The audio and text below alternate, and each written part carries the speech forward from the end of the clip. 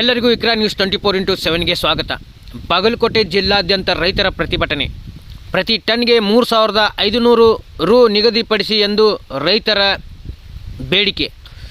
ದಿನಾಂಕ 7/11/2025 ಕಬ್ಬು ಬೆಳೆಗಾರ ರೈತರು ಕಬ್ಬಿನ ಬೆಲೆ ನಿಗದಿ ಮತ್ತು ಇತರೆ ಬೇಡಿಕೆಗಳನ್ನು ಮುಂದಿಟ್ಟುಕೊಂಡು ಜಿಲ್ಲಾದ್ಯಂತ ರಸ್ತಾ ರೋಕ್ ಪ್ರತಿಭಟನೆ ಕೈಗೊಂಡರು.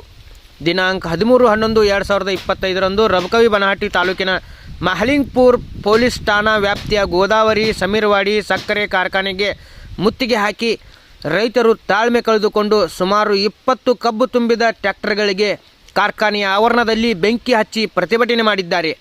ಇನ್ನೂ ಹೆಚ್ಚಿನ ಹಾನಿ ಮಾಡುವ ಸಂಭವ ಇರುವುದರಿಂದ ಯಾವುದೇ ಅಹಿತಕರ ಘಟನೆಗಳು ಜರುಗದಂತೆ ನಾಗರಿಕ ಸುರಕ್ಷತೆ ಹಾಗೂ ಸಾರ್ವಜನಿಕ ಆಸ್ತಿಪಾಸ್ತಿಗಳ ಸುರಕ್ಷತೆ, ಕಾನೂನು ಮತ್ತು ಸುವ್ಯವಸ್ಥೆ ಕಾಪಾಡುವ ಹಿತದೃಷ್ಟಿಯಿಂದ ಬಾಗಲಕೋಟೆ ಜಿಲ್ಲೆಯ ಜಮಖಂಡಿ, ಮುಧೋಳ್ ಹಾಗೂ ರಬಕವಿ ಬನಹಟ್ಟಿ ತಾಲೂಕುಗಳಾದ್ಯಂತ ಯಾವುದೇ ಪ್ರತಿಭಟನೆ, ಮುಷ್ಕರ ಹಾಗೂ ಗುಂಪು ಸೇರುವಿಕೆಯನ್ನು ನಿಷೇಧಿಸಿ ಕಲಂ 163 ಭಾರತೀಯ ನಾಗರಿಕ ಸುರಕ್ಷತಾ ಸಂಹಿತೆ 2023 ಅನ್ವಯ ದಿನಾಂಕ 13/11/2025 ನಿಷೇಧಾಜ್ಞೆ ಹೊರಡಿಸಿದ್ದಾರೆ.